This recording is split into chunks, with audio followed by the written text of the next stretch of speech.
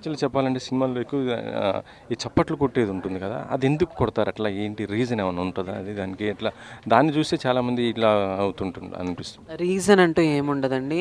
చప్పట్లో వెనుకున్న స్టోరీ ఏంటంటే, ఇప్పుడు మాకేదన్నా ఆపదొచ్చినా, మాకేదైనా హ్యాపీనెస్ వచ్చినా, మేము కేవలం దీని ద్వారానే మేము తెలియబరుస్తామన్నట్టు. ఇప్పుడు ఎవరన్నా మమ్మల్ని మగవాళ్ళు ర్యాగింగ్ చేయడానికో, లేకపోతే మమ్మల్ని ఏదైనా చేయడానికి వచ్చినప్పుడు మేము గట్టిగా క్లాప్స్ కొడితే వాళ్ళు భయపడి ఎళ్ళిపోతారు. అదే విధంగా మేము ఎంత హ్యాపీగా ఉన్నా, హ్యాపీతో కొట్టినప్పుడు అది మాలో మేము ఒక కమ్యూనిటీ లాగా అలా రైజ్ అవుతామన్నట్టు.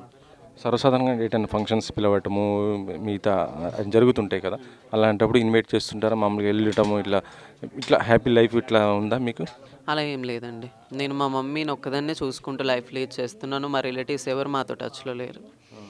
అంటే ఇప్పుడు ఇంటికి అంటే రెంట్‌కి ఇవ్వాలన్నా ఇట్లా ఇలాంటి సందర్భాలు కూడా ఉంటుంది కదా! మీతో మమ్మీ మీరిద్దరే ఉంటున్నారు అంటున్నారు కదా! మమ్మీ ఊర్లోనే ఉంటదండి. వరంగల్‌లోనే మాకు ఓన్ హౌస్ ఉంది. ఇక్కడే నేను రెంట్‌కుంటాను ఒక్కదాన్ని. అంటే హైదరాబాద్‌లో. మీ ఫ్రెండ్స్ ఎట్లా ఉంటారు మొత్తం వీళ్ళందరూ అంటే మా మీతో కమ్యూనిటీయా?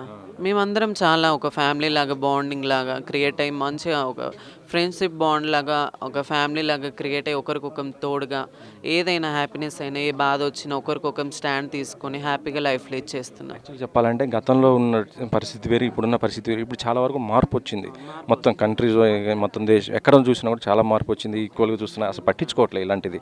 ఇంకా ఇంకొద్ది ఫ్యూచర్‌లో అయితే ఇంకా చాలా వరకు కూడా మార్పొచ్చే అవకాశం అయితే ఉంది. ఎలా ఫీల్ అవుతున్నారు? మార్పనేది ఇప్పుడు కొద్ది కొద్దిగా వస్తుంది.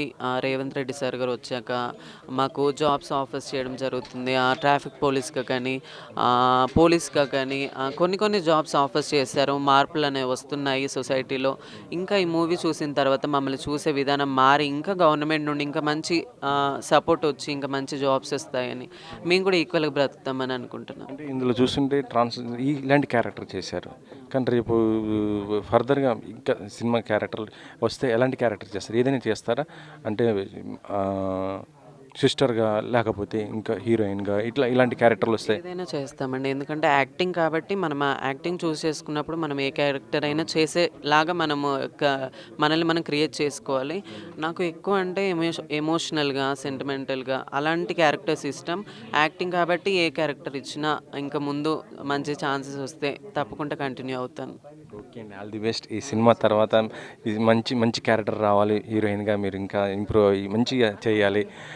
దాంతోపాటు ఇంకా 10 మందికి ఆదర్శంగా నిలవాలని కూడా కోరుకుంటున్నాను. ఫైనల్లీ ఈ సినిమా ఆడియన్స్ చూడాలంటే ఏం చెప్తారు? ఆడియన్స్ చూడాలండి. ఎందుకంటే మా మీద ఉన్న అపోహలు అవన్నీ పోవాలంటే, మా రియల్ లైఫ్ గురించి ఇంకా డీప్‌గా తెలుసుకోవాలంటే ఈ మూవీ ఖచ్చితంగా చూడండి. 'LGBT legal battle' June 19 theatres release అవుతుంది. తప్పకుండా చూడండి. ఇది